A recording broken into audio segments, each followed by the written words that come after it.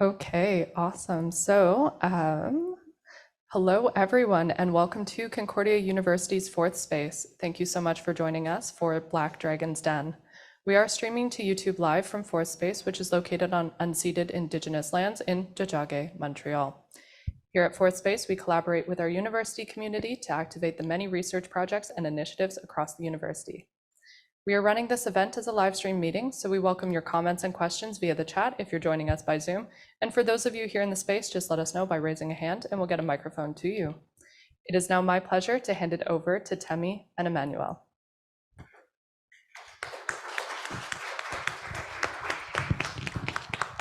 Hi, everyone. Yeah. Hi, everyone. Thank you for coming. This is the first ever rendition of Black Dragon's Den, a collaboration between the African Student Association, SEED, and BSCD, which is Black Students Career Development Office. Yes, we are so excited to kick this off. This is the first type of event of its kind. So the whole idea behind this was just to give back to the Black community at Concordia for Black History Month. When we think of Black History Month, we're often thinking of things that happened in the past, but it's important also to be progressive, to be forward thinking. And what better way to do that than to invest in our own entrepreneurs? So with that, we will bring to the stand our very own Deo Gracias, who will be presenting Bougie Beads.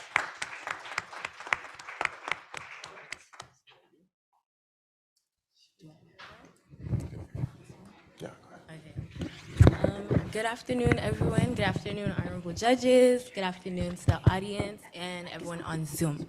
So my name is Deo Gracias. I'm the proud owner of Bougie Beads Co., where I sell waist beads, bracelets, and anklets.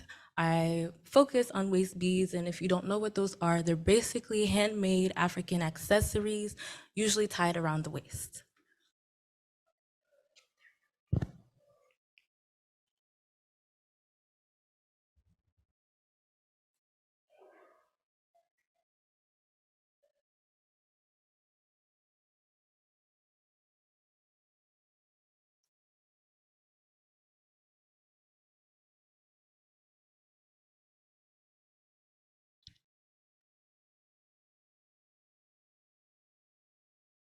Is it good to go? Yeah.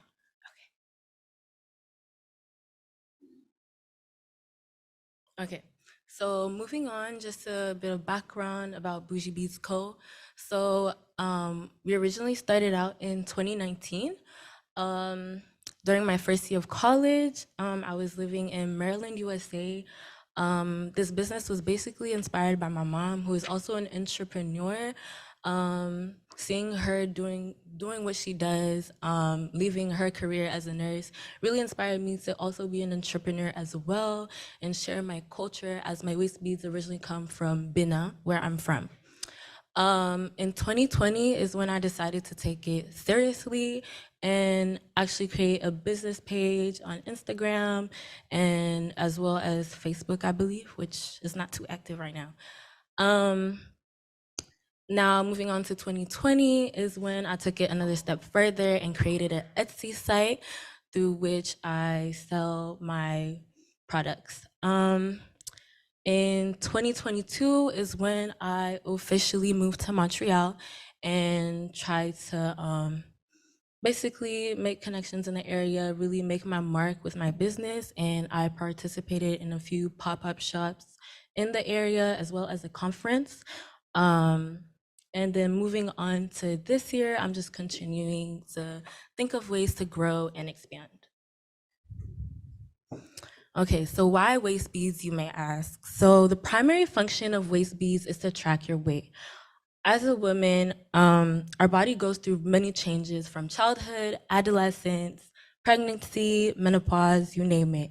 So having a manual tool that helps us track that is really great, and it comes from such a diverse cultures, because it's not just Benin that makes it, but as well as other African countries. So having that tool is really something that is amazing, and it really helps women to it adds a little razzle dazzle, you know, to their body, their unclothed body. So in a way, it enhances and encourages self-love, can boost your confidence. I've had multiple clients come to me and tell me like, oh, you know, after like, let's say they wear waist beads for a long time and they take them off, they just look at themselves and they're like, when they look in the mirror, it's like something is missing, you know? So I feel like it just adds a little extra something. It also has a lot of symbolic value throughout the African continent. Different countries put different meanings to it. For some, it can regards to their virginity. In some cultures, it's only for married women. In some cultures, like people wear it as young as babies. They wear it, you know, to train their waist into a nice curvaceous figure. What else? So basically, I believe that one thing I wanted to do with my business was fill in the gap because we don't have direct access to that in Western countries. Like, we can't directly just go to the market and grab some waist beads. So giving people around the world access to that, through being able to shipping it to them, is something that this business aims to do. Okay. In terms of environmental sustainability, so there are two major types of waist beads. So there's the string waist beads, the cotton thread waist beads, sorry, which I sell, and then the elastic waist beads. So the elastic ones are not as sustainable, which is why I do not sell them. They easily break, they fall off, it can be hazardous. It's not really efficient in tracking weight because if it's elastic, it's gonna expand with you and you don't really know what's going on until just one day it falls off on you. So in terms of the cotton thread waist beads that we sell over at Bougie Beads Co., we use plastic seed beads, glass seed beads, and cotton thread. So for the plastic seed beads, they're very durable, lightweight, and they're recyclable. Plastic basically consumes up to 4% of the world's oil consumption. As far as the cotton thread, Benin is one of the leading countries in Western Africa when it comes to cotton production, so it's locally sourced. And as far as the glass goes, it is infinitely recyclable and reusable. Now, the waste beads in itself as a whole, they can be easily repurposed and reused in the sense that when you tie them, some people may have extras beads, so they can use them for a bracelet, anklet, and whatnot.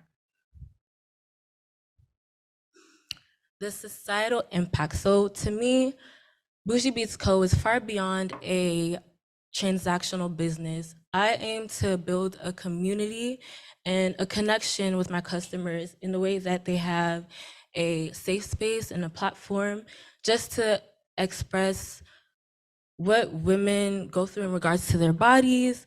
We can talk about self-esteem and just encouraging self-love.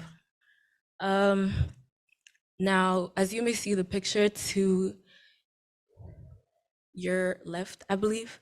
You're right, I'm sorry. Basically, this is a picture I took back in 2021 where I myself went to restock my waist beads. I basically get them from a market called Dontopa in my country. And I have a very specific manufacturer. I refer to her as Maman Perle, which is like beads back home. And she works alongside her two daughters, and that is one of them in the picture. I could say that this business doesn't just have an impact on societies in the Western world, just women, girls, older ladies buying them, but also the people I'm working alongside back home. So with the current economic state of my country, things are not as easy. And for me, seeing a young girl like her, who is much younger than me, having to make waist beads for me day in and day out, having to go to a market, is something that really strikes me. I myself, I'm able to balance school, work, having a business, and I feel that it should be the same for them as well. So personally, I feel like even though I'm helping them sustain a lifestyle as I, make bulk orders, I also want to take it a step further in the near future in terms of funding their education. Like they can still make waist beads, but on the side also go to school. So that's something that's very important to me. As far as growth and expansion goes, in the near future, I do hope to incorporate swimwear in terms of a bougie beachwear collection, as well as a clothing line, mostly tracksuits, which would be a bougie babe collection. In addition, further down the line, I would like to work on my brand and have my products sold, specifically the waist beads, in stores like Walmart and Target, so that it's easily accessible to people, not just me shipping them out or at events, but really just at stores, because I believe it's something that any and every woman should have access to. I would also, once I've attained my success, I would love to implement the wholesale of waist beads, as well as create digital products like an ebook, for instance. In the long run, well, generally, I really believe that business is not business. Waist beads is not just a little side hustle, and I've come to see that I have a bigger vision for it. So I would like to own a commercial space, but not just for waist beads, of course. I would have other Black-owned business owners renting out booths or areas in my store so that we can all come together and work together so they see waist beads and as well as other people doing their thing. In terms of the prize for this event, if I am to win, 50% of it would go towards restocking my waist beads, as I am running low on stock and the summer is coming. So yeah, restocking them, and of course, import fees. And then I'm currently working on rebranding, creating my own Shopify site, and my logo changing. Basically, I want to go through a lot of changes, as well as like a brand photo shoot and everything. So, So yeah, that's basically where it would go towards. So I would like to thank you all for your time and for listening. Yeah, that is my website and my Instagram if you all would like to follow. Any questions?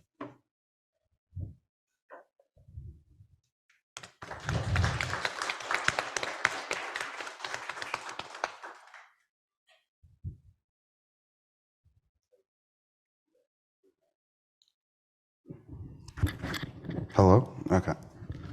Wonderful presentation. It takes Thank a lot you. of courage to present in front of so many people, both in floor space and online. So it's no easy fact. So I guess the quick question would be, who exactly is your target demographic, and like what type of, like I know you touched upon it in like the beads and what you aim to, but who is your exact, like your target market? Who do you want exactly, like the age, and like is it predominantly for women? So just a little bit more about your target market. So my target market would specifically be towards women, any women, white, Black, any race, age. Like in the African culture, it is worn by babies. So a mother can buy it for her daughter, a father can buy it for her daughter. Of course, men can buy it for their significant other, whoever. But personally, I feel like, because in general, it's actually a stigma for some people. There's actually been a lot of discourse on the topic in terms of who can wear waist beads. I believe it's not something that should be gate-kept. Like, it has so many benefits that if you know the history behind it, which is also in part my job is to educate, which I do with my social media platform, there's nothing wrong with you buying it. Can everybody hear me? Yeah. Congratulations, great presentation. I love the idea. I think it's something has been very popular in the last few years, especially in the women's community and everything like that. My main question would be regarding your cost of production, if I may say. In terms of your pricing, since you have like a big targeted demographic, is something like you want to make affordable for teens or moms. So in terms of your how much it would cost you to make, let's say, one waist beads compared to how much you're selling it, what kind of margins are you looking at getting so far? Okay, so currently, I basically started my business with the mindset that it should be accessible to all. I've seen a lot of people bring waist beads from back home, and everyone has their reasons of like overpricing them. But my prices are low than most people simply because it is something that is significantly cheap back home.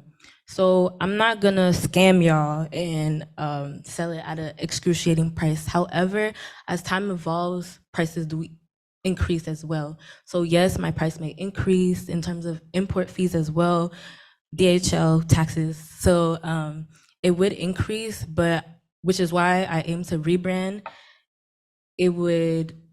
I'm not just increasing my price to increase them. I'm providing that quality in terms of the packaging and other aspects as well. Now, in terms of the cost of production, I typically tend to purchase them in bulk, but since they know I live in the Western world, so it's like each time I order, the price goes up. So yeah, which is why I do have to implement a price increase soon.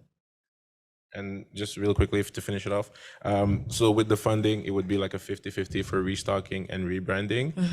How much do you think the stock that you would get with the funding, let's say with the $500, how far can it get you before you start running out in terms of your production? Is it a couple of months? How many actual ways you're going to be able to make with having that shipped over here? So it's kind of a bit tricky because being that I started off my business in the US, everything functions through USD with me. So in terms of transferring money back home and everything. So typically a restock for me would be around $300 to $500. Now, let's say in CAD, of course I would have to increase the money, but let's say 300 USD, which is actually about 500. So let's say I were to take 50%, I'd probably have to add my own money for the import. Hey, can everyone hear me? Okay, first of all, really nice presentation. I just had a question, just like bouncing off what Isaiah said regarding target audience. You had mentioned something about Facebook and it being like you're not really on it as much. Yeah. So my question is more regarding marketing of your business. And you mentioned that you're kind of targeting all women. Yeah. So have you considered looking into what social media platforms target which age group and not necessarily killing off Facebook simply because it's dead? Because I think a lot of older people are still on Facebook. So what is your take on that? And like, have you been doing research in terms of TikTok, Snapchat, Instagram, Facebook? What social media platforms am I using to hit like different age groups? So I have looked at that. In part, some of it, I would say, okay, so Facebook, actually, I don't use the platform itself, but I do use Facebook Market. I feel like it's accessible to a lot of people around here and then they easily find me. Facebook is just something I know I've a little slept on. I know that I can cater to the older demographic through there. And it's just a question of like time management and really doing the research. I know also TikTok is bumping, but I've done some on my personal TikTok page. I don't think I would I'm not sure I would create a separate page, but probably promote my personal stuff and also my business things on TikTok, just so that, okay, even if I'm posting personal content, they see, let's say, a waist bead on my waist or bracelet on my hand, then of course they will purchase. It's just a question, which is also in part why I do want to rebrand. Like, let's say I make more content that would go out on TikTok. It's just a matter of time.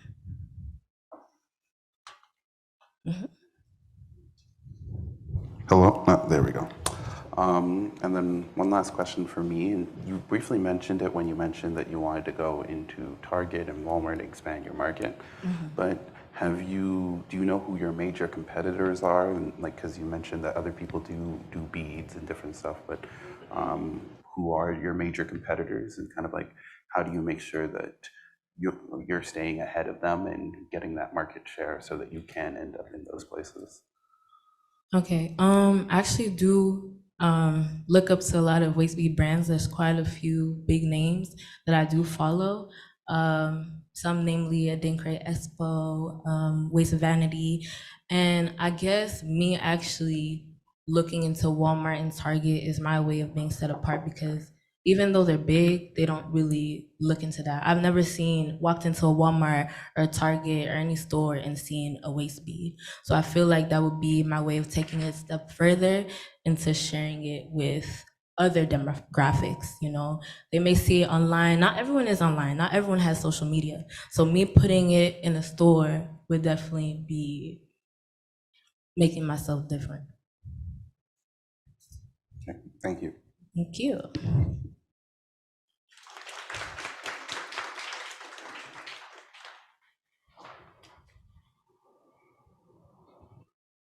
Wow, thank you, dear. That was amazing.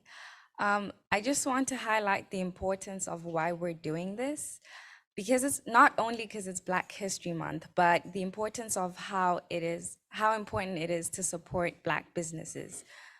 Because supporting Black businesses helps us as a community. You support, and supporting doesn't necessarily mean financially, just sharing, resharing, writing reviews really helps. And the growth of Black businesses is ultimately the growth of the community. So I just want to say how proud I am of everyone who signed up, and congratulations to the candidates that were selected.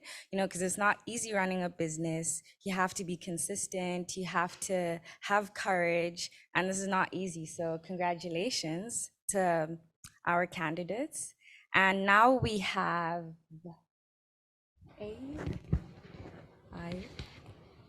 All right, so without further ado, we do have our next entrepreneur, Margaret. She is a second-year therapeutic recreation major, and she specializes in everything line of satin and silk products.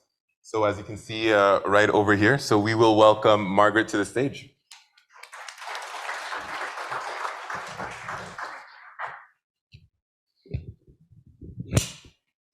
Hello, everyone. Hi, judges.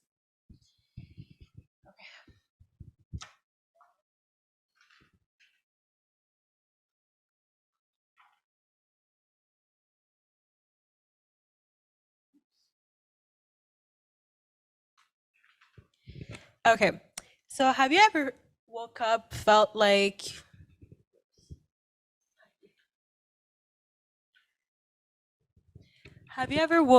and felt like your skin was so dry or your skin felt tight? Or have you ever woke up feeling like your hair was kind of feeling dry and brittle? We have the product for you. Hello, everyone. My name is Margaret Quay. I'm a student and business owner, and I am originally from Ghana. I came here when I was about 3 years old, and I basically grew up here. I have a passion for fashion, everything design, and at a young age, my mom taught me how to sew. So around the age of 10 years old, my mom taught me how to sew, and I've been sewing ever since. So I would sew pieces, clothing pieces, or accessories for my friends and family. So it's really a passion for me. At a young age as well, I was in a predominantly white school, meaning, well, I was, ridiculed or bullied for my skin color. I was bullied for my hair texture because I was seen as different, according to the Caucasian people. So at a young age, I had to learn to love myself. I learned to take care of myself, and it was truly a challenge for me. It really took a toll on my self-esteem. So how I love myself is how I taught other people to love me. So I knew that if ever I had a brand or if ever I had a business one day, I wanted to promote self-love. I wanted to promote self-care, and have a luxurious feel to my brand whenever unboxing a product or even using or wearing my product.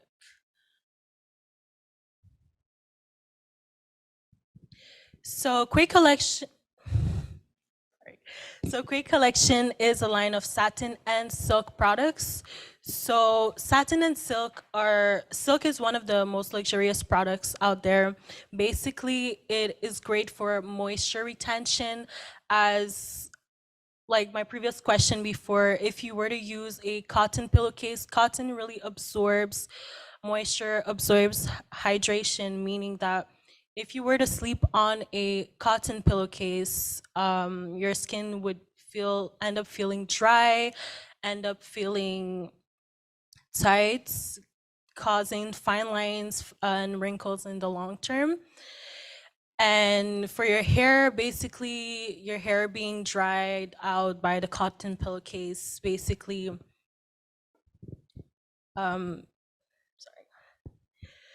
basically your hair being dried out by the pillowcase, it causes your hair to have split ends, or your hair to eventually break, causing breakage.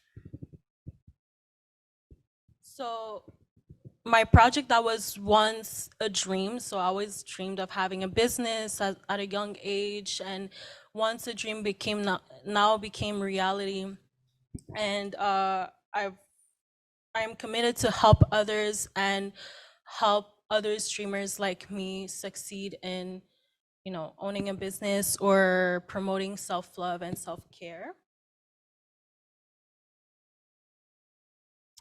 And I've recently launched the satin line beanie. So it's basically a beanie where there's satin inside. So it's a 2-in-1. So basically it's as if you have a bonnet and a beanie. So it protects your hair in the winter from the icy cold weather, and it also helps in moisture retention, hydration for your hair. So it is a great winter staple. So my target audience is people of color. So people with textured hair, people with natural hair. Really my main goal is to promote self-love for people like me and you to really embrace their color, embrace their hair, because it's not always easy, and sometimes we're made fun of, ridiculed and everything. So I really want to promote that. So for my future goals, so the money I would win today would be invested in my business to better my brand, better my business. So basically I would create samples and product collabs to gain attention to my brand, to gain visibility, and it would also help me gain feedback and boost interest. So basically, as a brand owner, you take every type of feedback, whether positive or negative, and it's something that helps your brand grow. Sometimes it's not easy to take, criticism, but it is important for a brand to grow. And I would also enroll in business courses to help me better my brand, and I would also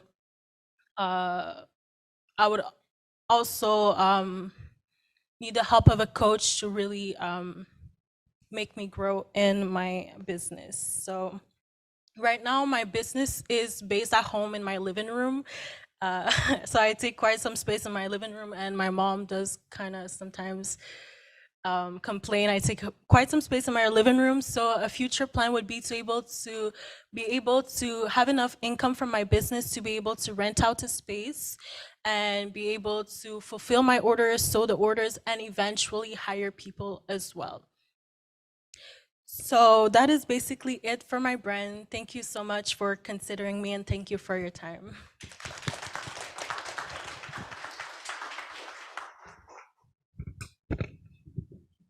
Oh.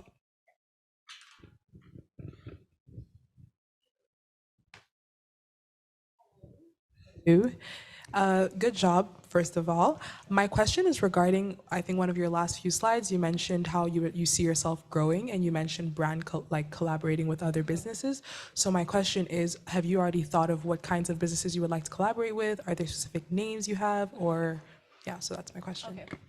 So I don't have specific names, but I would want to collaborate with hairstylists because they do natural hair. Well, Black hairstylists specifically, so that whenever you get your hair done, you already have the option of getting a bonnet or even getting a silk pillowcase.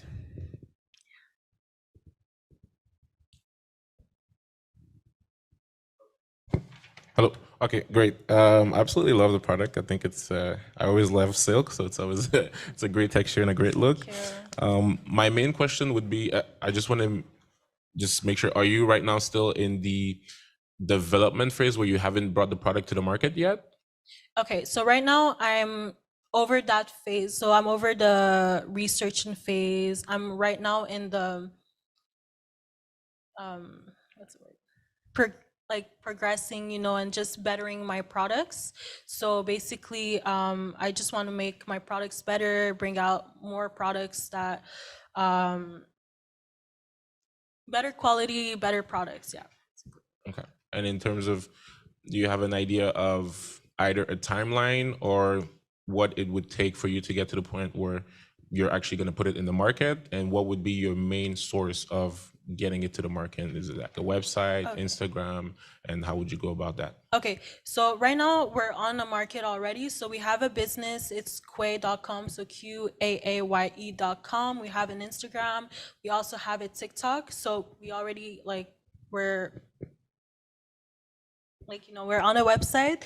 So eventually, yeah, I would want to, be in big stores, known stores. So yeah, I don't know if I answered the question. Yeah, no, thank you. Hello? Oh, there we go. Lovely presentation. Just a fun fact. You don't have to necessarily wait for those business courses. Because you're a Concordia student, you have free access to courses like Udemy. So if you want to brush off, go get your student email, go and sign up and make sure that you take as much time as you want to look at whether it be Excel, Microsoft Office, or any of the business courses there, which, because you're already a Concordia student, I would recommend taking. First question about, again, going into the competitor space in terms of what separates you from other maybe silk or satin type of products, and how do you differentiate yourself?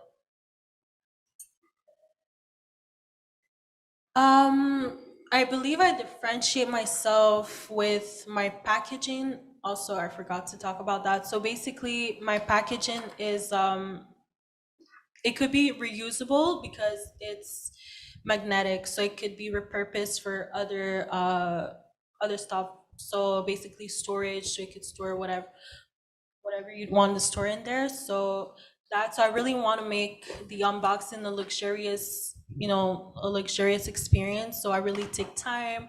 I have the tissue paper with my brand on it that I hand make myself. I also tie with a bow, and I handwrite the client's name, the customer's name. So I think probably my packaging is what makes me stand out. Okay. And then just to follow up, how do you actually get the products to the customers? Is it do you ship? Do you use Amazon? Do you use yeah?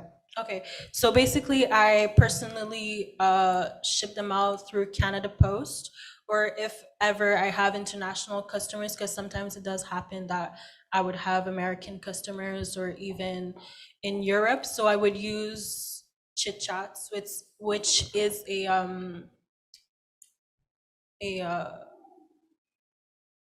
postal company. So I use Chit Chats, which so I package it, I bring it to Chit Chats, and they send it out.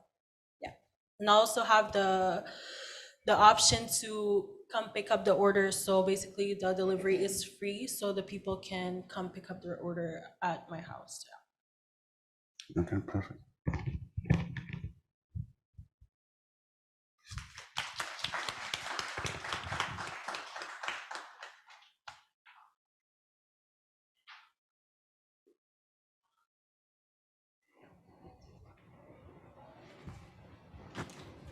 Okay, we thank you very much for that. That was an amazing presentation. It does take a lot of courage to come before a group of people, whether it's their first time presenting, whether it's something they're used to. But it's a great opportunity to put yourself out there for Black History Month and really showcase what you have to offer. In her case, a beautiful assortment of beanies. You have the famous bonnet, and you have pillowcases as well. So I'm doing a little bit of advertising for you at the same time. Go and get your beanie, go and get your products, and without further ado, I'll let Temi introduce you to the next contestant. I actually just realized the reason why my hair is always dry in the morning is because I didn't have one of those. So thank you, that was amazing. I just want to say on a side note, and I'm being very unbiased, I'm so proud and happy to see Black women, Black female entrepreneurs as the majority applicants. Like, can we just, thank you. Without further ado, we present Manuela. She is the owner of Touch Radiance, which is a skincare line for face and body. Thank you.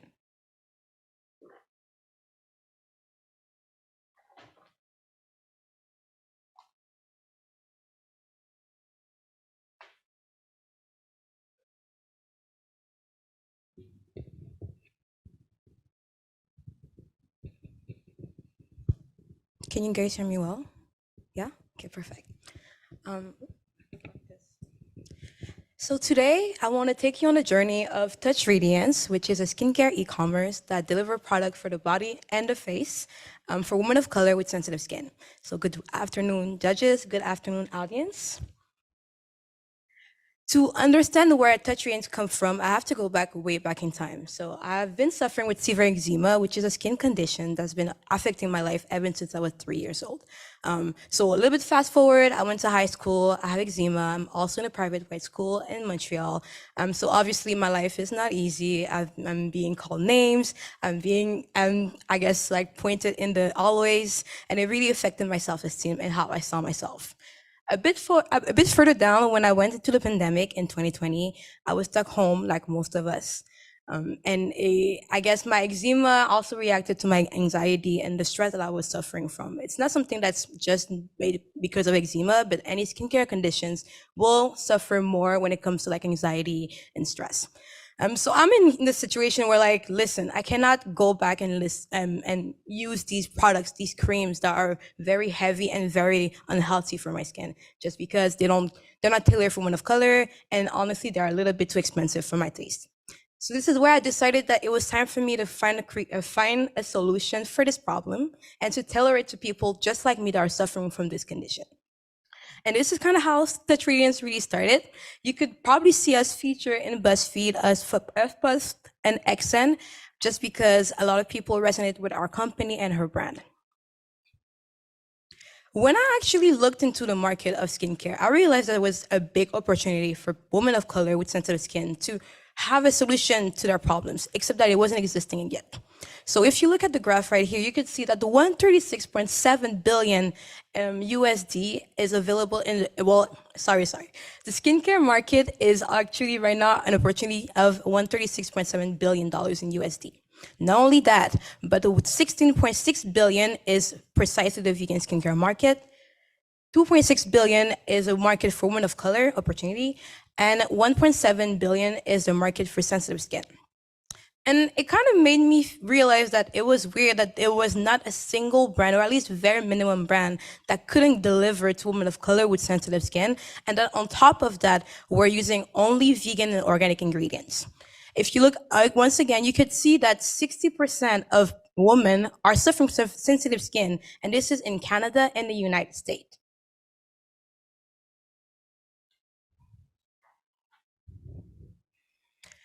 And it's at that moment that I realized that I had the research already made, and the data was there to back me up, and there was an opportunity for me to grow. And I realized that it was time for me to tailor my products to women of color with sensitive skin. When you look again, you could see that 63% of women of color still feel ignored up to this day by the beauty industry. For 54 people still associate skincare and self-care, which means that whenever they're using products on their skin, on their face, on their body, they feel like they're taking care of themselves. They feel like it's their moment to become the better person that they are, to be empowered. 43% are still looking for products that are niche and effective for women of color, which is, once again, a very interesting data when you look at it, because with all the brands that exist, how come that up to this day, we cannot find a product, or at least not all the products that deliver this promise? 27% of BIPOC people are the people going and buying vegan and organic products. And finally, 10% of the population in total has sensitive skin. Not only could I see myself in this company, I wanted to make sure that people out there will also resonate with my company. And this is where I saw that Gen Z and millennials are the biggest buyer when it comes to the skincare industry. Not only that, but 43% are more tailored, will go more for natural skincare. They will look for these companies that actually have a commitment to sustainability. And on top of that, they will make sure that these companies resonate with diversity and inclusion promises. By looking at the market, I realized that there were so many competitors, but a few of them were really tailoring to sensitive skin once again. On the first here, you could see my personal products, so the Buddy Butter that's sweet like mango, which is, I have a sample that I want to share with the judges really quickly. And feel free to come afterwards to smell it, to feel it also. So this Buddy Butter is once again made fully by organic and vegan ingredients, and it is perfect for sensitive skin because it has no fragrance, there's no toxic ingredient compared to different tailors that you can see in Montreal. So most of them use fragrance, and they use also phenoxyethanol, which is a preservative that sadly also can cause cancer. And once again, when you look at different lotions and moisturizer on the market, you can see that most of them will tailor to dry skin, but tend to forget that dry skin doesn't mean sensitive skin.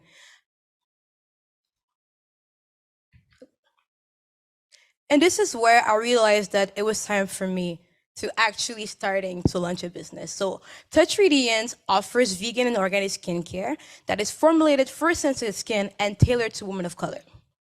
We offer body scrubs, body butters, and also a serum. Our mission is to shed light on different skin conditions while empowering skincare lovers. Just because we do know that we're selling products to sensitive skin, but we don't want to ignore the population that just want to have another option, a healthy option to use on their skin. We are proud to be vegan and organic, cruelty-free, and use sustainable practices such as our packaging. Our packaging is made full of cardbox that you can recycle, and we use biodegradable peanuts that you can put in the water and will just wash away. Our pamphlet, once again, good morning, judges. Our pamphlet is made of recyclable materials. So once again, you can use it, or you can keep it, or you could just throw it into the recyclable bin. Our brand pillars, which is very important to us, are well-being, empowerment, sustainability, and communication. Because we know that women of color are 2 to 6 times more prone to be suffering from anxiety and depression, it's very important for us to create a safe space when they can talk about their issue and resonate with other individuals that understand where they're coming from. We also value empowerment, and this is why we offer workshops to diverse organizations such as University Association, or also workshop to different places such as Hoodstock, which is a place where younger generations and younger women can come and learn about entrepreneurship, about art, and really feel like they can talk to mentors and professionals that will help them. Sustainability, once again, is important just because we understand that we are individuals on this planet and that we need to be careful and mindful of how we use our time, which is why we make sure that not only do we have environmental practices, but we also make sure to give back to society, to social charities such as Woodstock once again, and to also DD Pub, which is a place where you can learn about different decolonial practices. We realized that the customers actually loved us. So what you could say on the reviews is that different type of skin conditions such as eczema, dry skin, and acne were actually feeling like this product actually was working on them. To make sure that we are able to tailor it to our customers and to our future audience, we established an action plan that you can see here on 1 year. So for this year, we want to first of all finish the complete marketing campaign for our rebrand, just because since the launch that we had, we kind of visualized our idea and our image to make sure that we are more focused on a niche group that needs our product more. So at the beginning, we were more tailoring to women in general, but right now we're making sure that it's really for women of color, sensitive skin between 20 and 35. We also want to improve our skincare formulas because based on the feedback that we receive from past customers, we know where to improve and we know the ingredients and the formulas that would maybe help our customers to have a better skin. Finally, we want to apply for environmental certification because we want to prove to our customers that we have a real commitment to sustainability and we want to be transparent on how we are doing this exactly. Finally, when it comes to growth strategy, we realize that we are in e-commerce and that we are very young, but there's different ways for us to make sure that we grow. First of all, we want to make sure that we're optimizing our digital presence, just because most of our marketing is on social media, is through newsletter, is on our website. We want to be able to hire a marketing specialist that is going to really help us to improve our conversion rate, and this is where most of the funding will go for now. We also want to be able to send our products to micro-influencers that will be able to talk with their audience and deliver the message that we are not able to always do. Secondly, we want to improve our customer feedback just because we want to know how to improve ourselves on a daily basis. So we want to be able to give incentives to our customers. Third, we want to expand our segmentation strategy. So right now we're only tailoring to women of color, but we also want to give back to women of color, whether it's in North America or in Canada, and hopefully past 5 years we'll be able to grow even better. And finally, we want to partner with a local manufacturer just because right now I am the only one doing the products in my basement, but I want to be able to ship more products and deliver to more people. When it comes to our next step, when it comes in 5 years, we want to be able to open 2 locations in Montreal and also have a self-care lunch where people would be, especially women of color, will be able to come and listen to workshop on well-being and empowerment. Not only that, but they'll also be able to come and do their nails, to have a little massage when they're having their skincare products. Thank you for listening to me.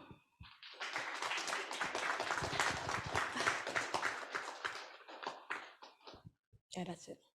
There's no more.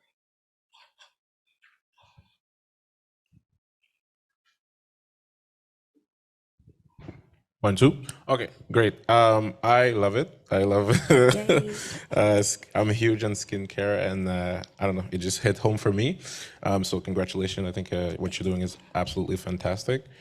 One question would be regarding, I guess, again, the production costs, because I might think maybe it's just of judgment. I think it can be expensive to produce. So in terms of how much are you actually selling it for right now, and how much does it cost you to produce, and what has been the biggest challenge in terms of that specific process? Because I think it's we're talking about it.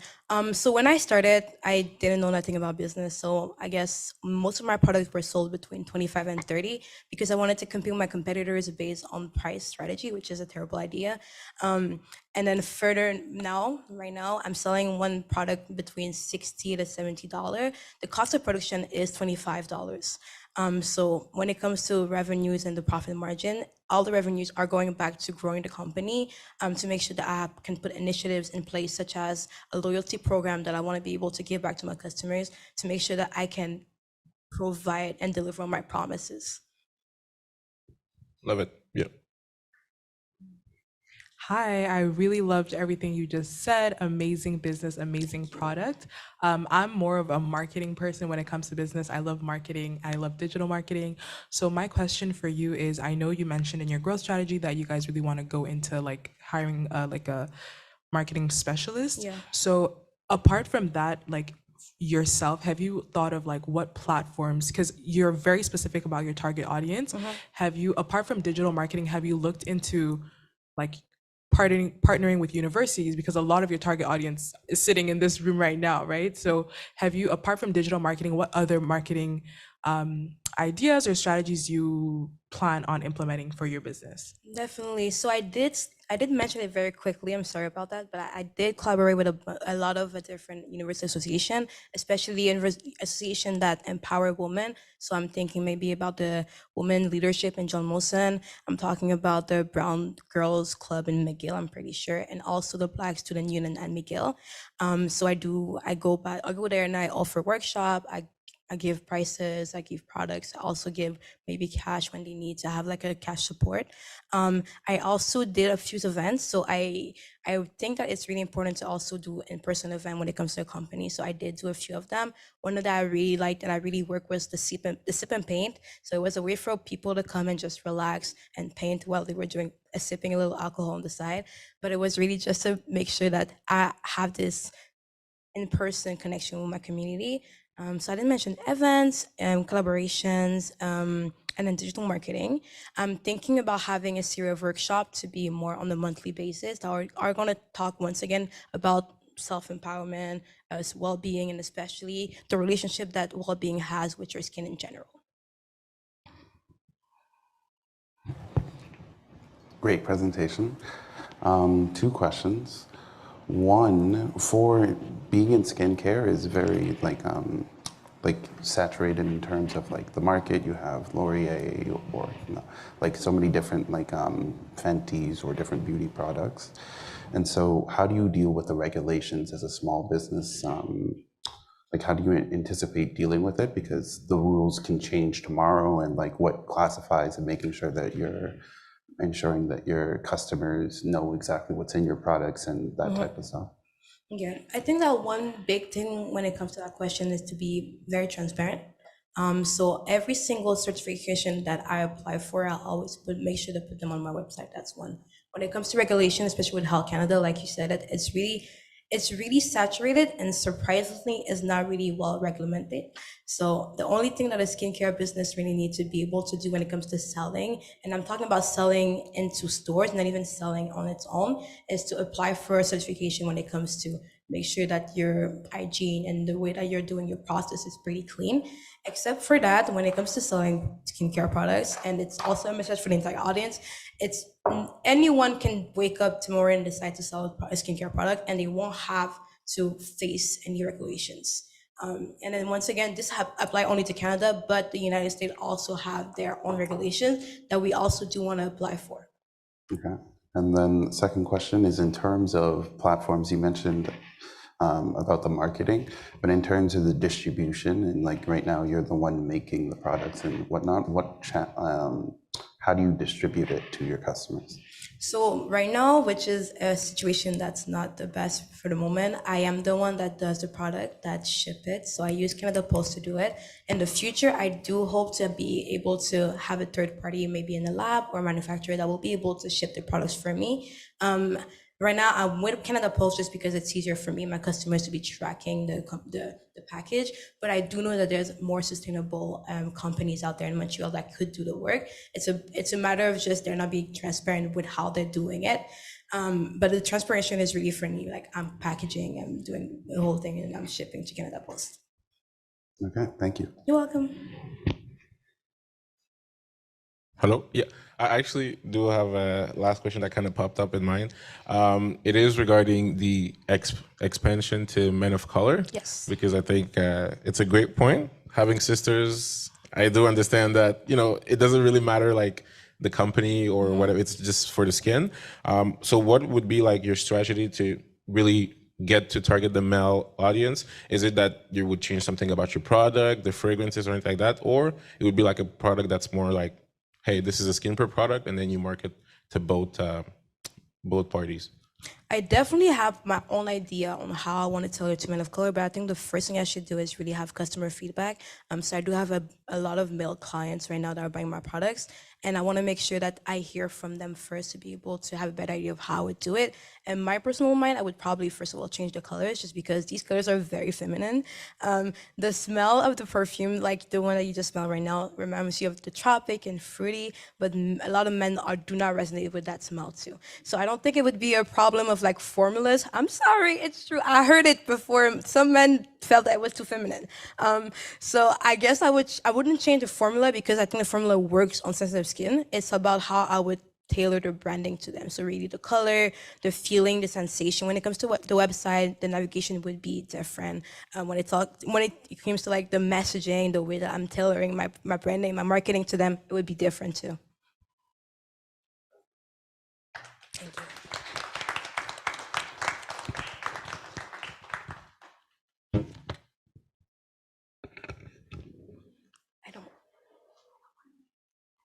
Wow, thank you, Manuela. And as someone who has suffered from eczema growing up, I could definitely resonate with her message and how it's very difficult finding a skincare line that does cater to women of color, Black women of color, and for sensitive skin.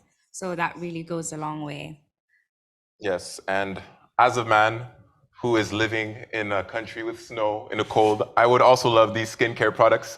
I think we could all benefit from that. You have your first customer right here. I will definitely pre-order. So I am very excited to announce our next contestant as well. Chelsea, she is a fourth-year civil engineering major.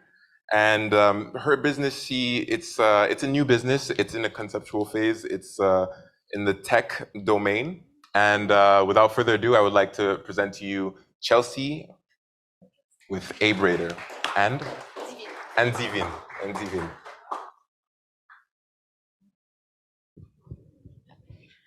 Hello. Oh.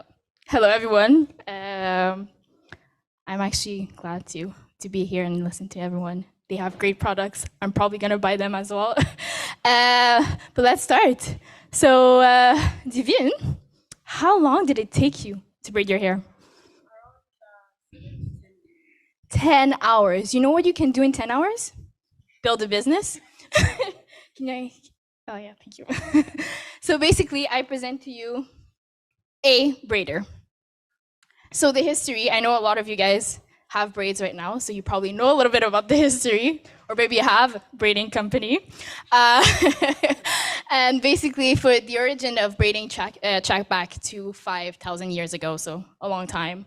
It's not only something to protect your hair, it's also a style. You can even use it as a form of art. And it's been in the Black community and African community for a long time. And yeah, so this is a little bit about the history, just for those who don't know a little bit about braiding.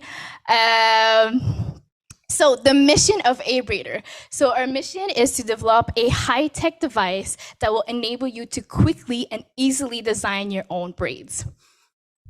So the problem, what is the problem? So I'm a student, I don't make a lot of money. Nowadays, braiding becomes expensive. Sometimes it costs $200. I personally cannot afford it, and a lot of people from average consumer cannot afford it. There's also inaccessibility in terms of countries, right? There's people that lives in Japan or China. I know they have a lot of concern about that they don't find any braider salon. They can't braid.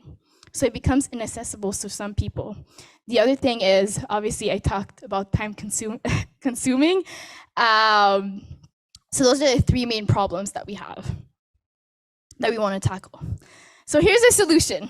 As I mentioned, I'm a student. I know something that we often hold is bottle of energy drinks. It's easy to hold in your hand, and we combine it with braiding machines. So braiding machine actually existed for a long time, but it's been used for clothing. We're gonna use it to braid your hair. And this is how we found our solution to our first product for A Braider. Oops. So how's the product? So the first thing I talked about, traveling, going to other countries. You wanna be able to travel. So we wanna make it portable. You can charge it, you can go everywhere. You don't want us to also plug it into your hair with the outlet. It will be a little bit complicated. It also have different hair separators, so you can make bigger braids, smaller braids, and that kind of stuff. And then it has a braiding mechanism and a extension infuser. So our value proposition is productivity. Obviously, we talked about it. Quality, we want to make quality products, and accessibility. And the reason why I'm talking about quality products is for our next slide, competitors. So right now, we have braiding products, but the only twist. And if you guys can see, the packaging. It's for kids. It's a big problem. It's not as the quality that we want. We want actual product that can work on your hair. We just don't want to use kid product. So the one on the top, it has extension, but it doesn't braid. The other one has twists, but it doesn't braid. The other one braids, but it doesn't have extension. And then the other one, I think it's another twist, but it's often catered for kids, and that is a problem right now. So this is our competitors right now. There actually no product that is out there like ours. And the other thing is our competitors in general. So we have products, we have companies, well-known companies that does build hair devices, right? Dyson, Conair, Revlon, but they don't have our product. This is what we have for advantage. So I'm a little bit of an engineer. We talked about it a little bit. So I put my test plan. As Dee mentioned before, it's in the concept phase. So we're in the research design. So we actually built the company last week. We're in the research design. We're planning on finishing in May 23rd. And then we're going to talk about the acquisition. So some of the parts are actually, this is why I didn't go into depth, but some of the part we want to patent it because they're not made yet. And then we're going to go into the manufacturing, and we're hopefully launching in January 2024, so next year. So Divin. Thank you, Chelsea. So I'm going to talk about like the cost breakdown for a product. So we're trying to manufacture the product in Malaysia because like it's usually known for like producing high-tech products. So that's why we want to do it. And also the taxes are way lower compared to like China. So that's why we want to manufacture our product. And in terms of like the manufacturing cost is around $50.07. I know it's too much for manufacturing costs. So like within time, we'll try to know how to lower the cost. And we are trying to also like, we'll be selling the one unit, like the A braider for $150. Okay, so we're trying to have an impact in terms of the manufacturing of the product and selling the product. We're trying to, it's going to be ethically made. So like the workers will not be like, they will have like a good working environment, be well paid and be even like legally allowed to work. In terms of legal, it needs to be following all the regulations and be able to function and approved by the LCE. Is it? Yeah, aspect. And in terms of social, like it's also like inclusive. So it's because we have so many products. Chelsea, I don't know if you know, you had a question to ask. Oh, yes. Well, yeah, but you want to finish with inclusivity and then I'll ask. Okay, so in terms of inclusivity, because we don't have any products that are catering like Black women in terms of braiding, and so that's why we want to include in the market. In terms of economical. Okay. So we can see here, it says jobs in tech, right? So our company is a tech company and we're gonna offer more jobs into tech. But here's the elephant in the room. I know some people might say, well, what about the braiders? Are we taking their job? So the question here that I have for people here, do anyone in this room have a straightener at home? If yes, can you raise your hand? Exactly. Do you go to the salon maybe sometimes just for a small brushing? How do you say brushing? Blow dry, have nice hair, shiny hair, and then last for long? We all do, right? We want to have this experience. We're not selling edge control. We're not selling mousseur or mousse, sorry, my French. But like we want to make this as a tool, right? We don't want to make this as something that will take over the work, the job basically. And also, because in terms of like economic, because we're trying to also like, because yeah, we're providing jobs in tech, and also like for people that braid, we're trying also to like partner with people that braid to show us the pattern so that we can include it in the product. So like even like let's say someone who is braiding, who usually has who have a business in braiding, they could buy the product, and let's say if per day you are braiding 3 people. With the product, because it's going to take less time, you would be able to braid like 5 or 6 people. So it's also increasing the like the economy overall. In terms of like the environment, we're trying to use products that are durable. Like we try to use aluminium, which is like has a longer lifespan. So that's what works to be for the product to be more sustainable. So in terms of the market research, we did try to post on our Instagram pages, and as you can see, 74% of people would be willing to buy the product. And on the second post, like 59% of people will be willing to buy the product.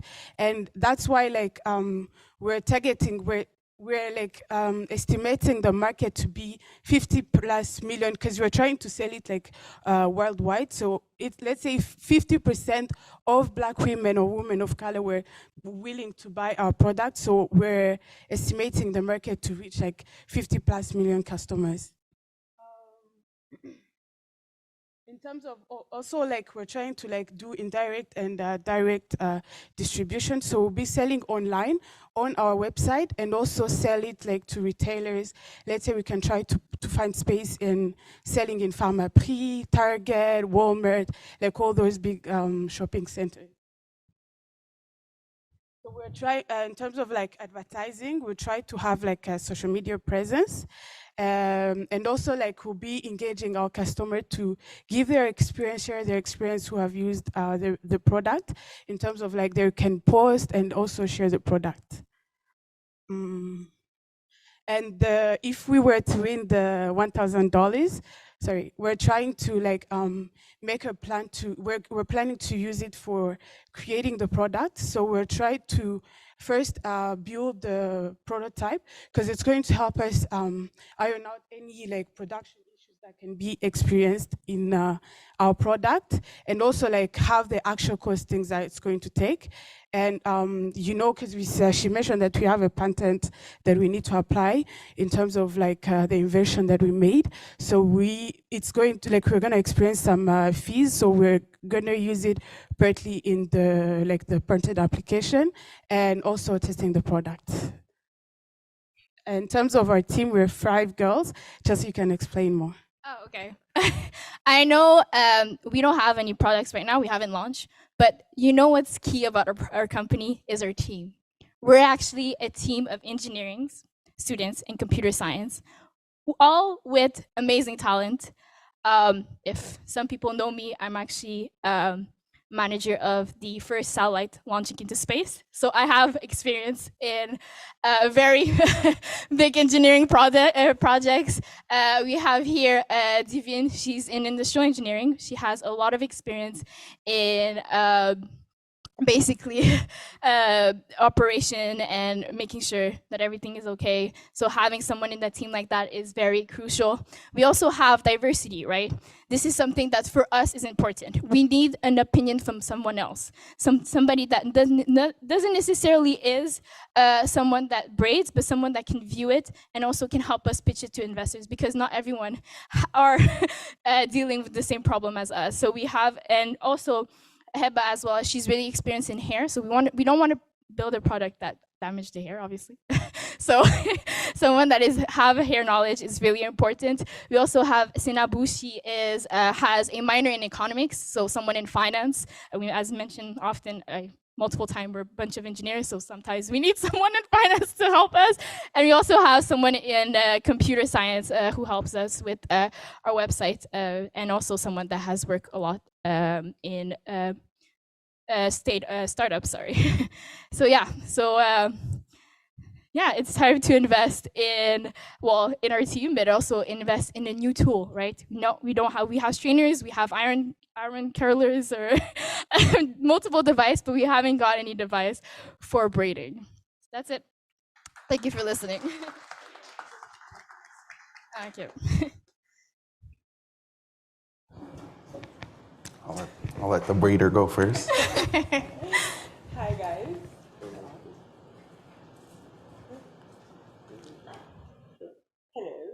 Guys, awesome idea. I love it. As someone that's in the hair industry myself, I think it's a really, really cool idea. I just have two key questions. So my first question is, I'm not sure if I understood 100% correctly. Is your target audience like just women like that braid their hair, or are you targeting it towards braiders for them to use it as a tool to improve their business?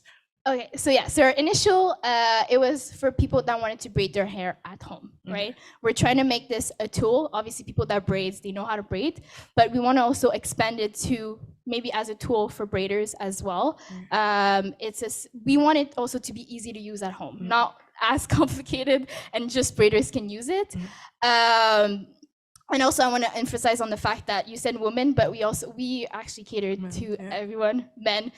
Actually, a fun fact: our survey. So the second survey we did, it was actually majority of men that said yes. So, yeah. Okay. My other question is: so when it comes to braiding, at least for me, I'm not in the camera. Oh, sorry. When it comes to braiding, at least for me, I can't speak for everyone else, but braiding is an experience, right? Just like when you go get your lashes done, your hair done, your nails done, it's an experience. It's not just getting my hair done, right? It's like a pamper session. So removing that element of human contact is huge, right? So how do you market to people the idea of, okay, we have this tool, we're removing the human element, do your hair at home. How do you convince people to buy this? How do you convince people, okay, but you have to part, like, does this tool come with parting? Are they going to part their own hair? What's the aspect of that? Okay, so I loved it that you brought up the parting part, but I'm going to answer the first question. So as this is why we talked about the fact that people have straighteners at home, right? You can straighten your hair. We don't want to remove that experience. We want people to go braid their hair at a salon and have it. But for me, personally, some days I just want to braid my hair. I don't want to wake up and have my hair like I have to put gel. It's long. It's too long, right? I just want to have my hair. Wake up. I have braids. Oh, I can magically go to school without putting my hair up. So it's mostly catered for people. So for people that want to have that tool at home, they use it for basically just the necessity of braiding their hair. But if people that want to have that experience, right? As I mentioned, we're not selling edge control. You don't go out and we have perfect, like, it's really a simple tool that we easy to use, that you can use at home. Just simply do braids. Talking about parting, so we this is our first device. This is a very simple one, but we want to also make other device. There's different hairstyles basically in braiding. We want to also make products for cornrows and continue on.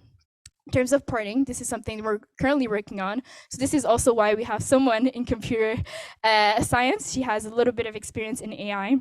We're looking towards parting, and I also have a little bit of experience in AI in the select department. But this is something later on. Obviously, we want to first launch our first product to make sure that it's something that works. But yeah, so parting is something that we're thinking later on. But for now, parting, we'll leave it to the people that can actually part.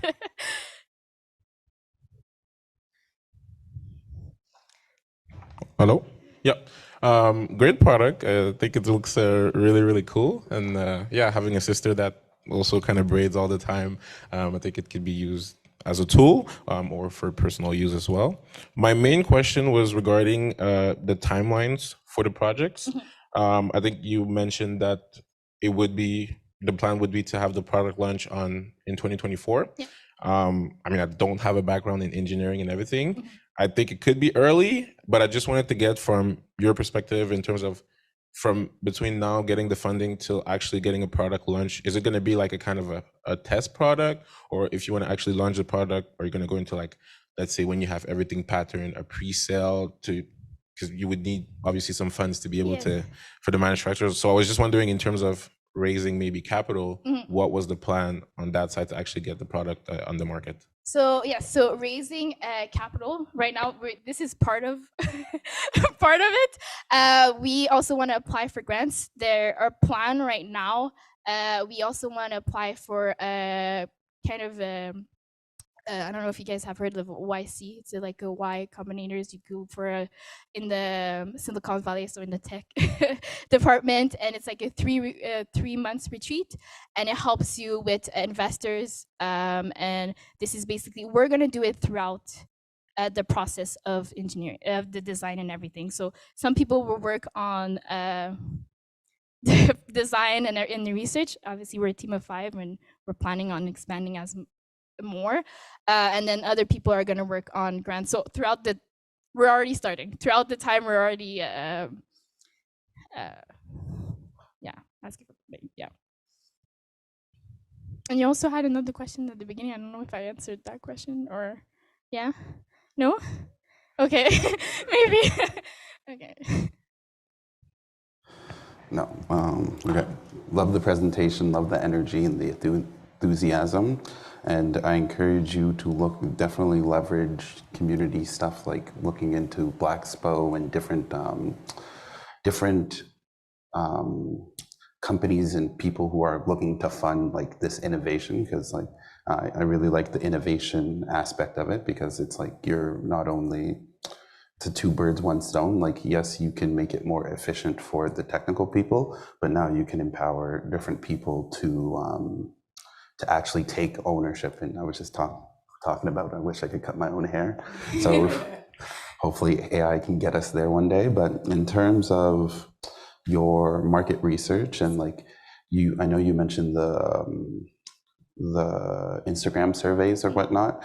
Have you guys, have you looked into other ways, or because I think especially for the beauty industry and depending on your followings, have you looked into even like seeing if you could get it in a newsletter or get like a few thousand people to respond so that you can make sure that you have that demand or get that feedback that you're looking for? Yes. So initially, this was just posted on our Instagram. We just wanted to make sure that we're just not it's just not us that want the product, right? We want to see, okay, actual people want the product. Obviously, we want to make a bigger survey and make sure that people are interested in actually buying it. I think part of actually being here is for us to have some feedback, because we actually pitched last weekend, the first time when we thought about the product, and it was a panel of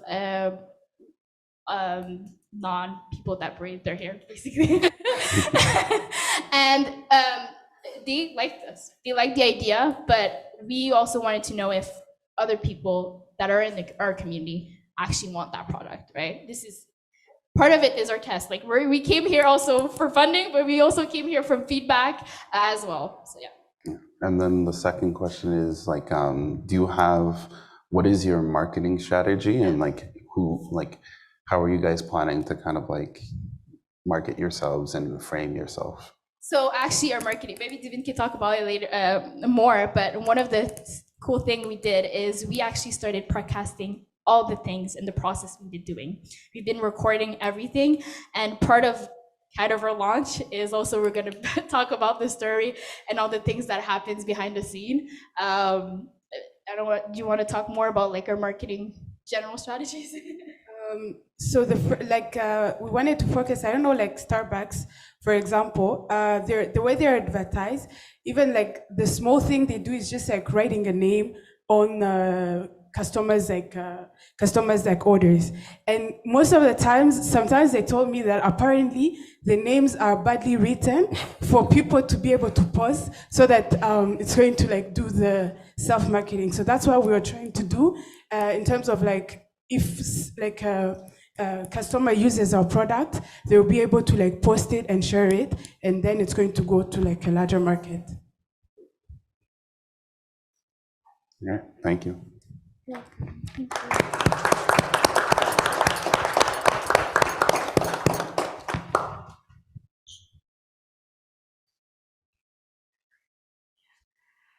Can we give them another round of applause, please?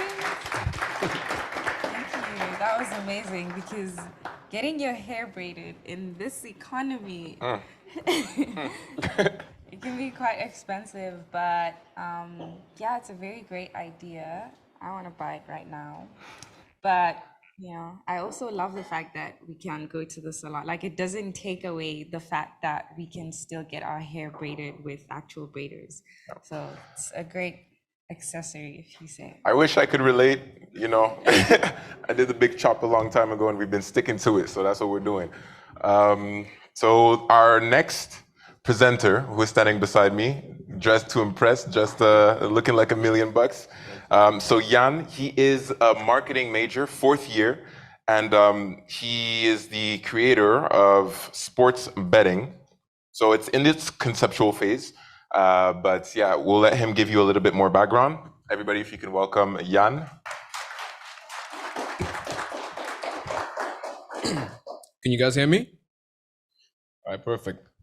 So, me and my brothers are the most competitive people you'll ever meet, okay? If you want to play FIFA against us, if you lose, you got to go do the dishes.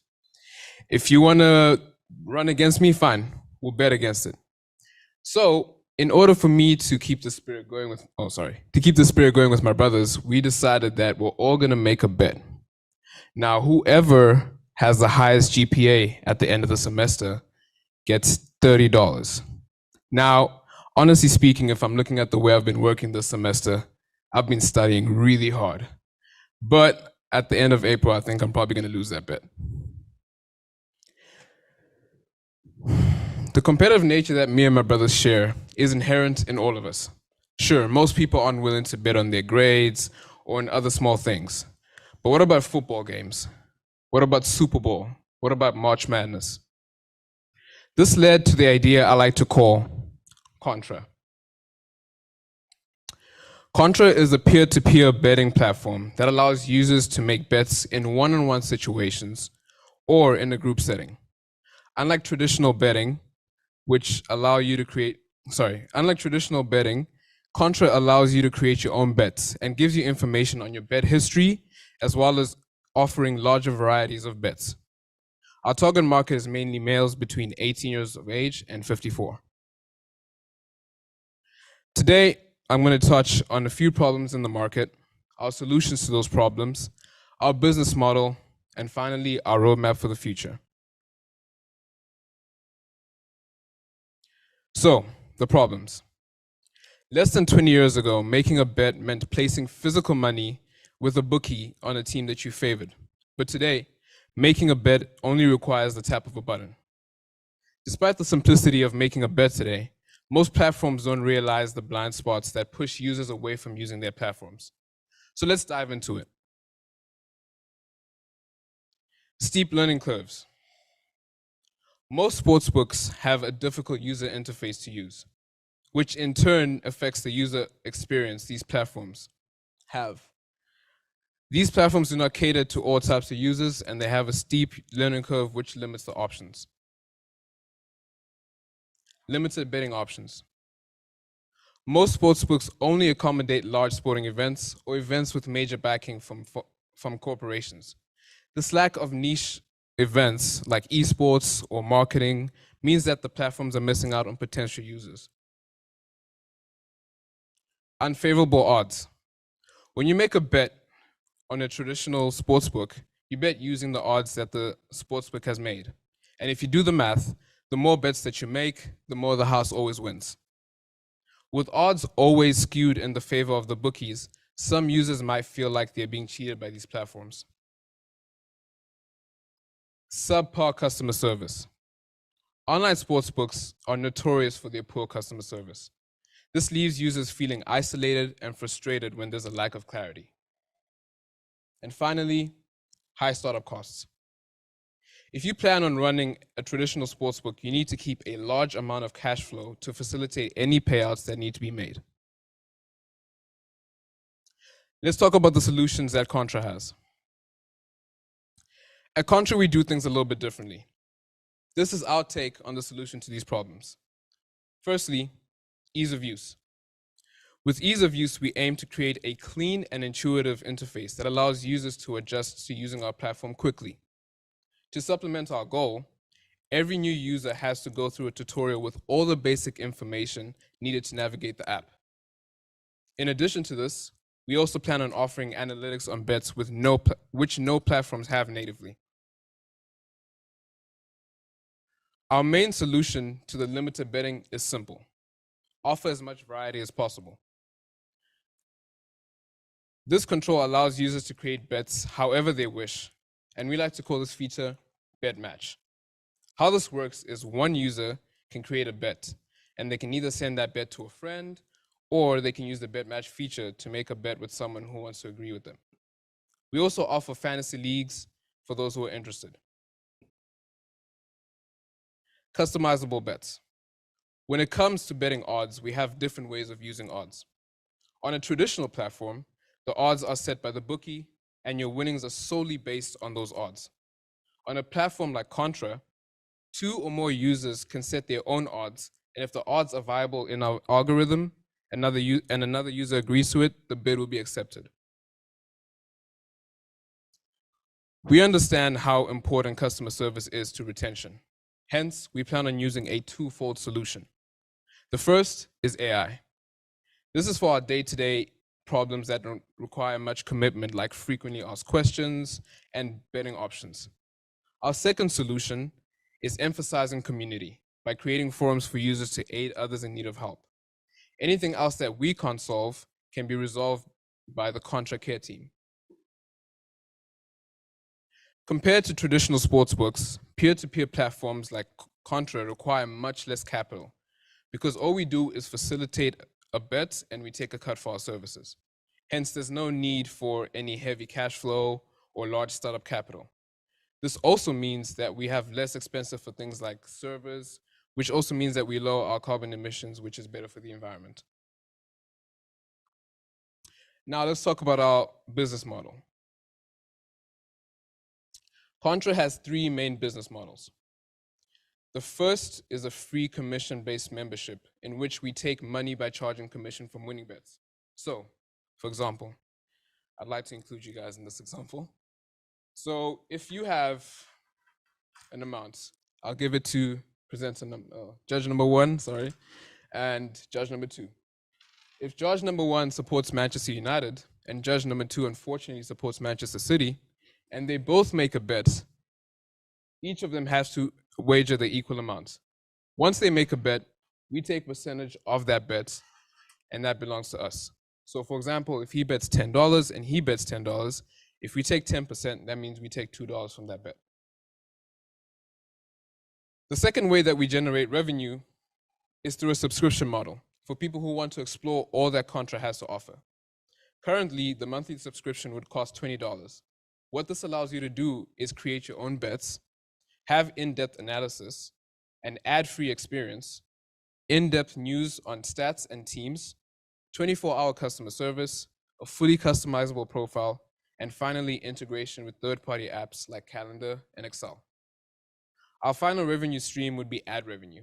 We plan to offer ad space to sponsors who have a similar target market to us.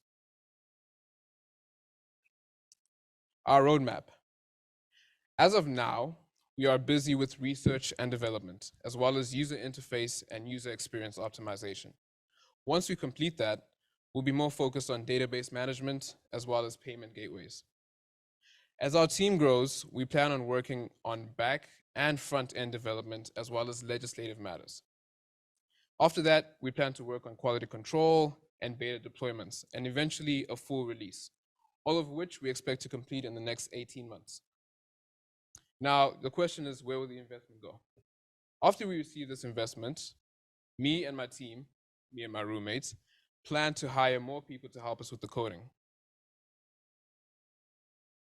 If you believe that Contra as a peer-to-peer platform offers a unique solution and a market opportunity, we'd love to hear from you. Thank you.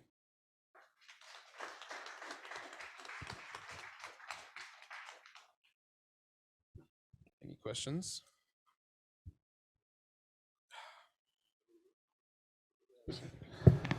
Thank you. Sorry, Lord.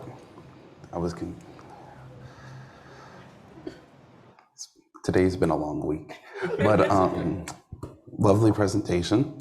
I just want to make sure that I understand the business model a little bit more. So stop me if I misinterpreted. So essentially, it's a peer-to-peer betting platform where people have to pay a monthly subscription to be a part of, or?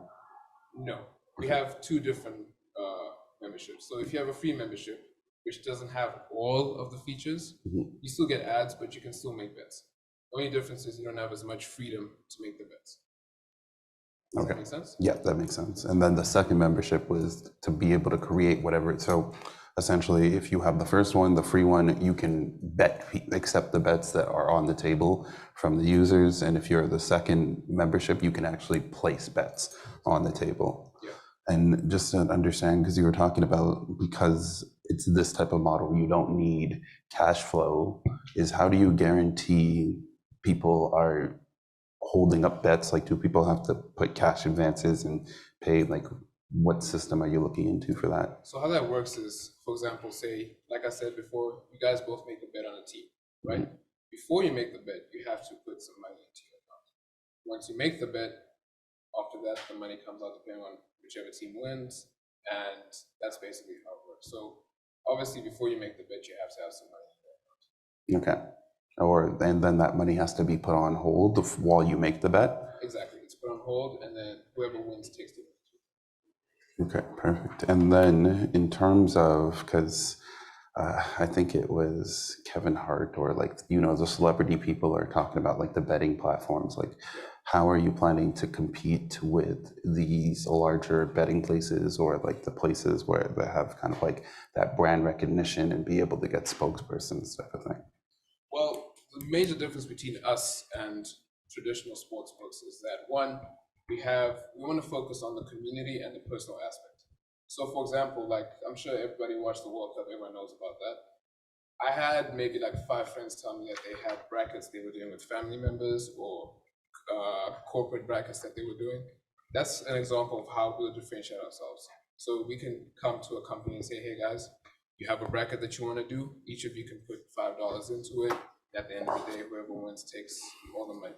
So our focus is mainly on group betting, you and your friends, you and your family, company, that type of thing. Yeah.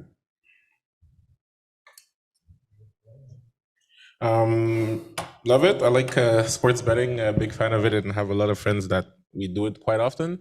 My main question was, regarding the rules and the regulations. I think it's the biggest hurdle when it comes to sport betting.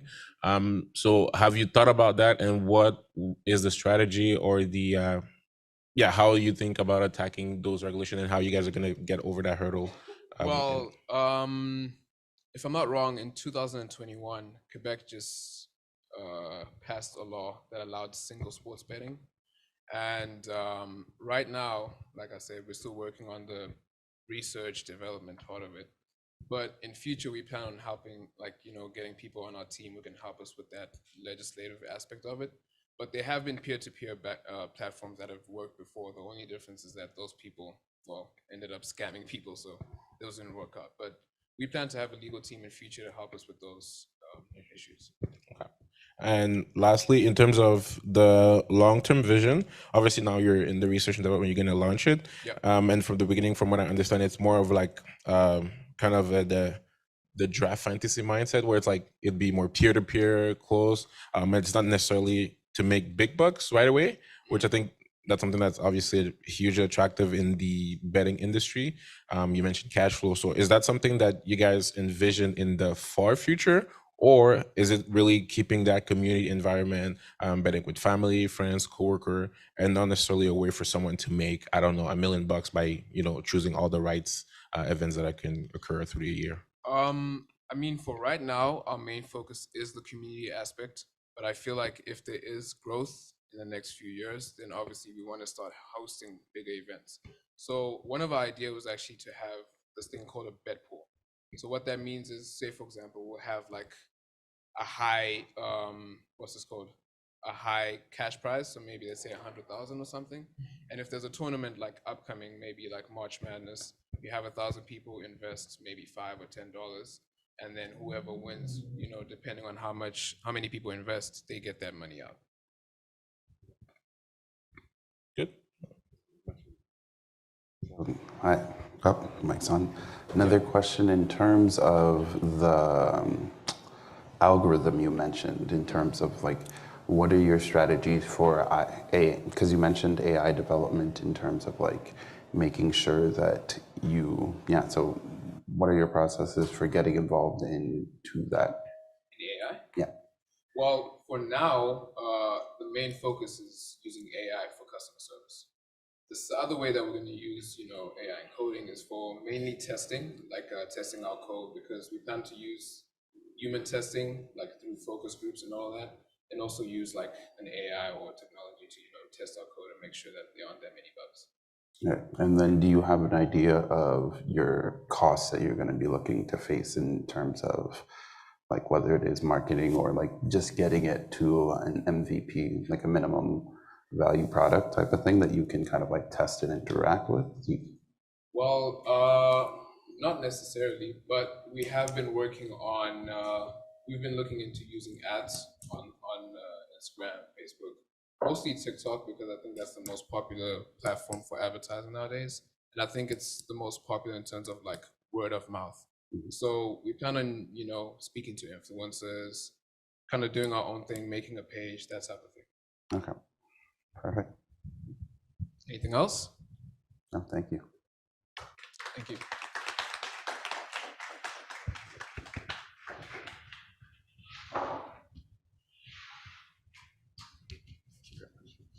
All right, thank you very much, Jan, for that. That was amazing. I have to be candid. I've been scarred when it comes to the whole betting thing, especially after yesterday's game. I'm still processing it. You're looking at me, I have a smile on my face, but there's a lot going inside the chest area. But that was really fantastic. Honestly, it's great to have seen all 5 entrepreneurs, the next generation of CEOs, vice presidents, and I can say for myself, it's been inspiring. And yeah, I'll let Tammy introduce the next portion.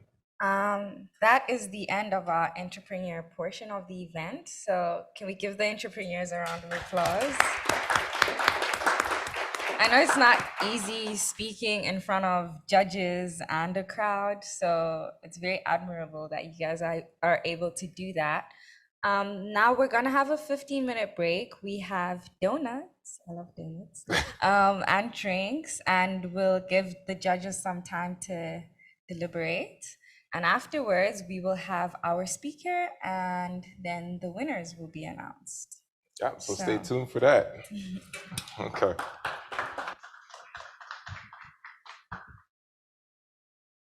Y'all can get food, by the way.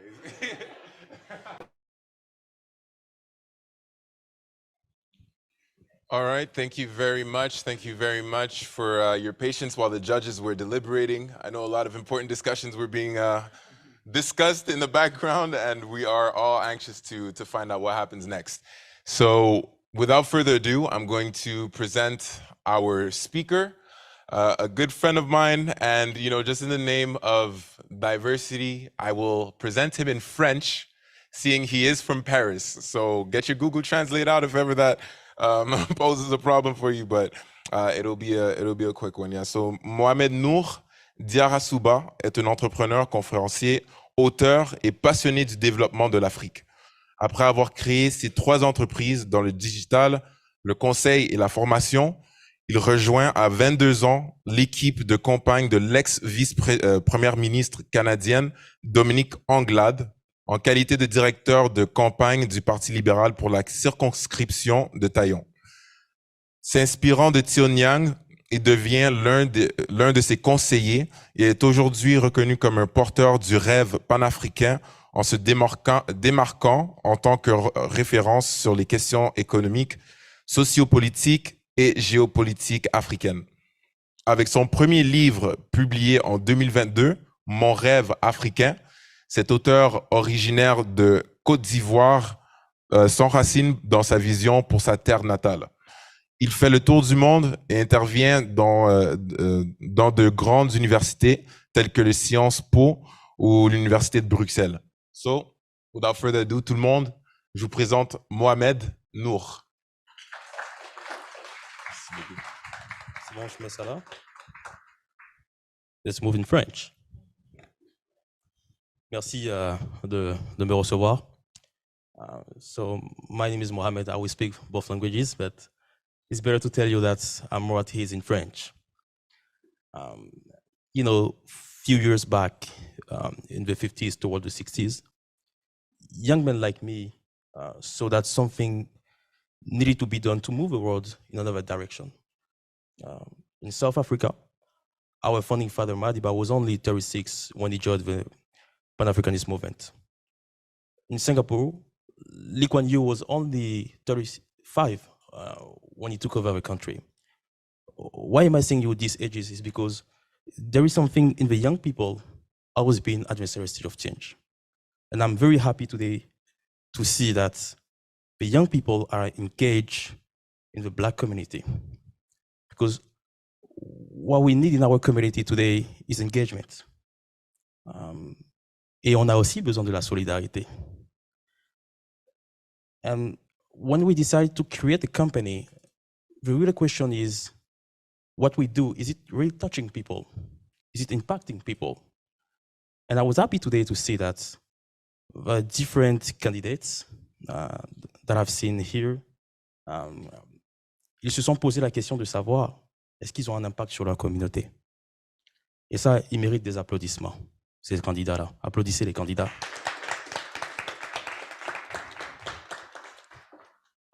Je ne vais pas être très long, parce que je sais que le temps y passe, mais je tenais déjà à remercier l'organisation pour cette initiative.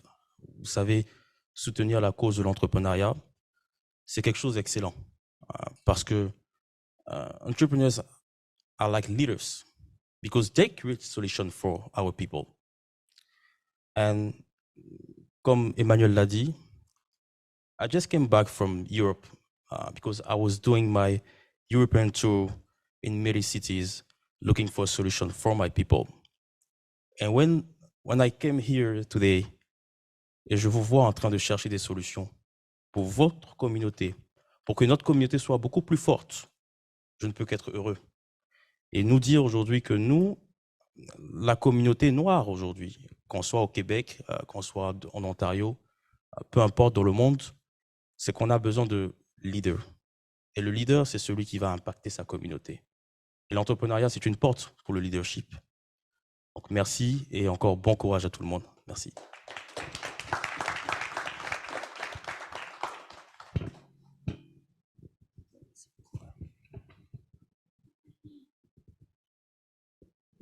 All right, another round of applause for our very own Mohamed. And the moment you've all been waiting for, or at least the entrepreneurs, because I'm sure you're excited to find out the results. Perfect. So before we actually get into announcing who the finalist is, we would just like to introduce our judges, the ones behind the scenes making the decisions and donating their time really to be here, our very own Concordia alumni. So I will start with Isaiah Joyner. He completed his studies at JMSB in 2021, earning his Bachelor of Commerce in Finance. As a recent graduate, he remained active in the Concordia community by being a member of the President's Task Force on Anti-Black Racism, working as an independent consultant for the Faculty of Fine Arts, and being a member of various boards. So now in 2022, he's returning to Concordia to complete his MBA at the Goodman Institute of Investment Management while working full-time at CGI and continuing his community involvement. So, Isaiah.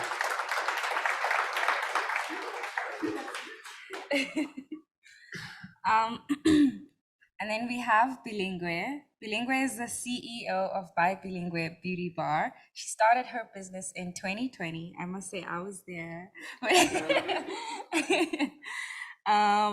She has a team of braiders and is soon expanding her business to other domains of the beauty industry. Can we please give a round of applause to Bilingue? And we also have Hanan. who is an owner of window cleaning franchise with Student Works. He started in 2021 and looking to double the business size this season and having a bigger team.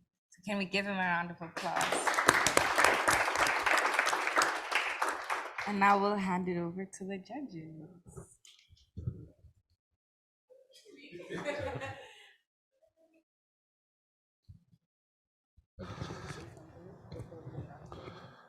Yes. You should go. Okay, well, like Tammy said, my name is Bilingwe, and I would just like to congratulate every single entrepreneur that stood up here today and spoke and introduced their business. That was honestly, it takes a lot of courage to do so. As an entrepreneur myself, I know the tears that go into being an entrepreneur. Like, you cry every other week. It's not easy, but it's definitely worth it. It was a tough decision to figure out who we wanted to win first, second, and third place. But we made our decision based on the criteria and based on the presentation that you guys made. So I think it's pretty fair. And just to say that we did enjoy everyone's presentation. So it's really, everyone did an amazing job. So spoiler alert, I know you might think that there's only one prize, but the presentations were just so good that we felt that we should expand the prizes to first, second, and third place. And we just want to emphasize the fact that at the end of the day, all your visions, all your goals, and all that entrepreneurial spirit is important and got you here today. It's not easy to come and speak in front of such lovely melanated audience and allies in the crowd, but you did it. And so no matter what happens today, continue that spirit, go down, learn, grow, and evolve. And it's just based off presentation from here of how we felt the entrepreneurs did in communicating the effectiveness of their business, the impacts of the community, and really an holistic process. It doesn't mean that anybody's project is not good or that it should be stopped. So. And yeah, just to follow up on that, regardless of what happened today, I think just you guys are the first step of taking that risk, obviously starting the business, putting it into places, implementing it. There's still a lot of questions that will come up and you don't have all the solutions right now, but moving forward, don't be afraid. You're already courageous enough and keep taking risks along the way. Forget about the doubters who make mistakes, but it's always an opportunity for you guys to learn and grow. So there'll definitely be some lows along the way, and just keep taking risks all through the way. And you'll see that in a couple of years, this idea that was now today might change a little bit. It might be a different, but you'll be somewhere that you'll be really proud to see the work and the sweat and the tears that you've been able to accomplish. So keep taking risks, and really it's all kudos to you guys. Okay, so to build up some anticipation, I guess, Bilingwe, would you like to announce the third place? I believe, Emmanuel, can you just quote, if you could just quote the amount so that we don't get you in trouble. Absolutely. So that was a little special twist, a little something extra that we did for the entrepreneurs. So there is a third place prize, there is a second place prize. Third place will receive $350 that they can put towards their business. So drum roll, please. So in third place, we have Margaret Quay with her Quay Silk business.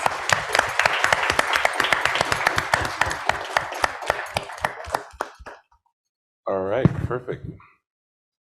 And now the second place, they will be receiving a $500 prize that they can put towards their business. And without further ado, please.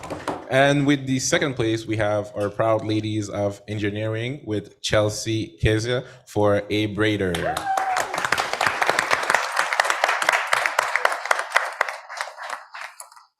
Fantastic. And also the first place prize, and I think everybody is already aware of the amount. I will let you announce that. Okay. Last but not least, we have Manuela with Touch of Radiance, or Touch Radiance. Touch Radiance. I fumbled. The $1,000 prize.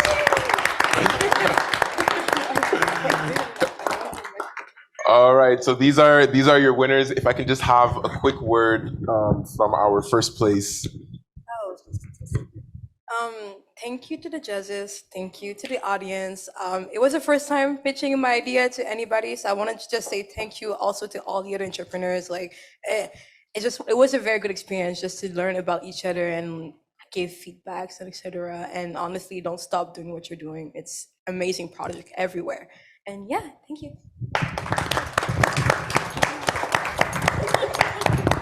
Yeah, so you said it. Everybody did a fantastic job, and I really hope that those, whichever position you were in, first, second, third, that you use this as an opportunity to really motivate you to even, carry on further with your business and bring it to new heights. We're talking to the next CEOs and VPs, as I said before. So I'm really excited to see what happens next. And to everybody in the crowd who came out and gave you time to come and support your fellow Concordia Black students, thank you very much. And that's it for us. All right.